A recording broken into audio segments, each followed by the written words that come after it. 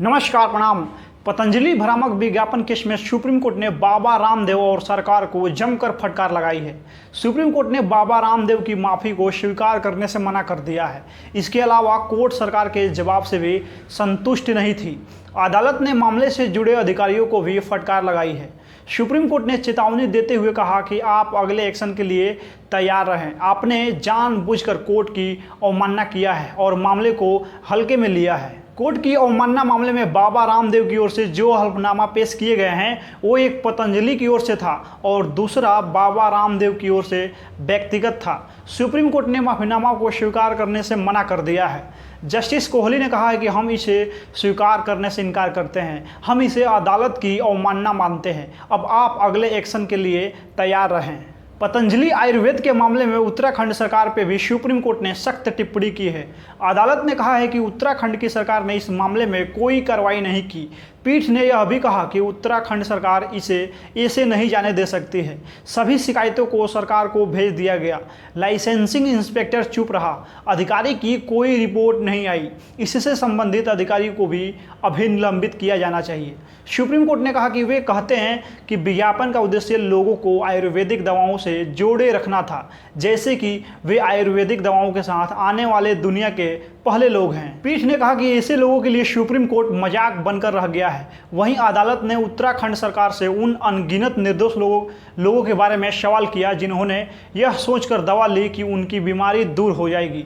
Court ने कहा कि उन सभी एफएमसीजी कंपनियों से संबंधित है जो उपभोक्ताओं को लुभाती है और फिर उन्हें स्वास्थ्य संबंधी समस्याओं का सामना करना पड़ता है। पतंजलि के भ्रामक विज्ञापन मामले में रामदेव की ओर से पेश वरिष्ठ वकील मुकुल रोहतागी ने कहा कि वे सार्वजनिक रूप से माफ़ी मांग सकते हैं। रोहतागी ने कहा है कि पहले के हल्फनामे वापस ले लिए गए हैं और उनकी ओर से हुई चूक के लिए बिना शर्त माफ़ी मांगने के लिए नए हल्फनामे दायर किए गए हैं। सुप्रीम कोर्ट ने आदेश लिखवाते हुए कहा कि उत्तराखंड राज्य लाइसेंसिंग प्राधिकरण ने एक विस्तृत हल्फनामा दायर किया है जिसमें आपत्तिजनक विज्ञापनों के संबंध में की गई कार्रवाई को स्पष्ट करने की कोशिश की गई है।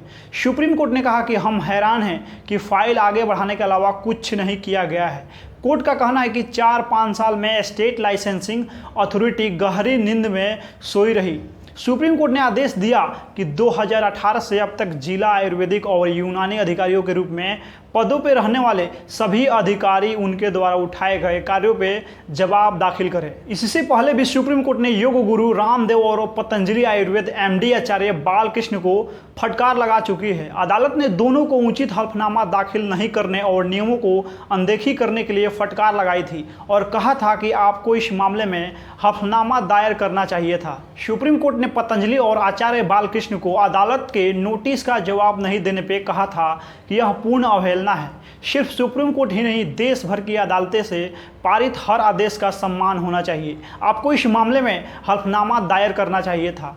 अदालत ने कहा था कि आपको अदालत में दिए गए आश्वासनों का पालन करना होगा। आपने हर सीमा को लांघ कर रख दिया है। वहीं अदालत ने केंद्र सरकार पर भी सवाल उठाए थे। उसने कहा था कि आचार्य की बात यह है कि जब पतंजलि यह कहकर शहर जा रही थी कि एलोपैथिक में कोविड का कोई इलाज नहीं है, तो केंद्र सरकार ने अपनी आंखें बंद रखने का फैसला क्यों किया। बाबा रामदेव की ओर से पेश वरिष्ठ अधिवक्ता बलबीर सिंह ने अदालत से योग गुरु की मौजूदगी और उनके बिना शर्त माफी मांगने पर संज्ञान लेने का अनुरोध किया था। इस पर सॉलिसिटर जनरल तुषार मेहता ने सुप्रीम कोर्ट से कहा था कि जो हुआ वह नहीं होना चाहिए था। न्यायमूर्ति कोहली ने बालकृष्ण के वकील से कहा था कि आपको यह सुनिश्चित करना चाहिए था कि हल्फनामा समय पर दाखिल हो। वहीं पतंजलि ने अपनी याचिका में मांग की थी कि विज्ञापन मामले में ताज़ा हल्फनामा दायर करने के लिए और समय दिया जाए। इस पर अदालत ने कहा था कि कभी कभी चीज़ों को सही फैसले तक पहुंचना जरूरी है। इस पर योग गुरु रामदेव ने पतंजलि के औषधीय उत्पादों के भ्रामक विज्ञापनों के लिए सुप्रीम कोर्ट के आदेश का उल्लंघन करने पर अदालत से बिना शर्त माफ़ी मांगी है। इंडियन मेडिकल एसोसिएशन IMA के वरिष्ठ अधिवक्ता PS पटवालिया ने याचिका में बताया था कि पतंजलि ने दावा किया था कि योग अस्थमा और डायबिटीज़ को पूरी तरह से ठीक कर सकता है।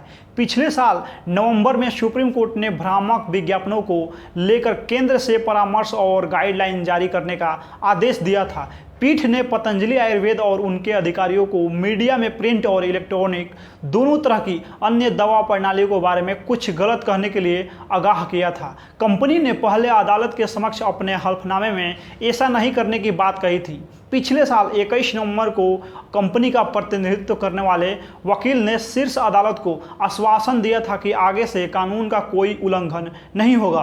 कंपनी की ओर से हल्फनामे में कहा गया था कि पतंजलि उत्पादों के औषधीय असर का दावा करने वाला कोई भी अनौपचारिक बयान या किसी भी दवा प्रणाली के खिलाफ कोई बयान या विज्ञापन जारी नहीं किया जाएगा। शीर्ष अदालत इंडियन मेडिकल एसोसिएशन IMA की उस याचिका पर सुनवाई कर रही है जिसमें रामदेव पे टीकाकरण अभियान और आधुनिक दवाओं को बदनाम करने का अभियान चलाने का आरोप लगाया गया है। IMA इंडियन मेडिकल एसोसिएशन ने आरोप लगाया कि पतंजलि ने कोविड-19 वैक्सीनेशन के खिलाफ एक बदनाम करने वाला कैंपेन चलाया था। इस पर अदालत ने चेतावनी दी थी कि पतंजलि आयुर्वेद की ओर से झूठे और भ्रामक विज्ञापन तुरंत बंद होने चाहिए। खास तरह की बीमारियों को ठीक करने के झूठे दावे करने वाले प्रत्येक उत्पाद के लिए 1 करोड़ रुपए तक के जुर्माने की संभावना जाहिर की। सुप्रीम कोर्ट में बाबा रामदेव का हल्फनामा पढ़ा गया। बाबा रामदेव की ओर से बिना शर्त माफ़ी मांगी गई। जस्टिस अमानुल्लाह ने कहा कि हम अंधे नहीं हैं। जस्टिस कोहली ने कहा कि पकड़े जाने के बाद केवल कागज़ पे माफ़ी मांगी गई है, हम इसे स्वीकार नहीं करते हैं। जस्टिस अमानुल्लाह ने कहा कि ये स्वीकारने लायक नहीं है, ऐसा 3 बार किया जा चुका है। बाबा रामदेव के वकील रोहतागी ने कहा कि पेशेवर वादी नहीं है, लोग जीवन में गलतियां करते हैं।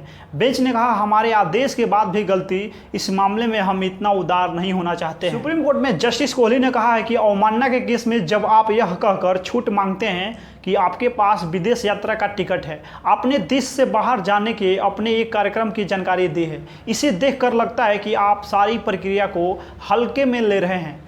जस्टिस अमानुल्लाह ने सुनवाई के दौरान कहा कि कोर्ट से झूठ बोला गया है। सुप्रीम कोर्ट ने कहा कि केंद्र ने यह मामला 2020 में उत्तराखंड सरकार को भेजा था, लेकिन उन्होंने इसमें निष्क्रियता दिखाई।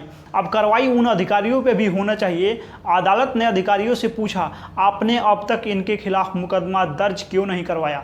यह क्यों न माना जाए कि आपकी इनसे मिली भगत है? कोर्ट ने कहा कि इन अधिकारियों का अभी निलंबन होना चाहिए, इन अधिकारियों का अभी निलंबित होना चाहिए। जस्टिस कोहली ने पूछा कि ड्रग्स ऑफिसर और लाइसेंसिंग ऑफिसर का क्या काम है? आपके अधिकारियों ने कुछ नहीं किया है।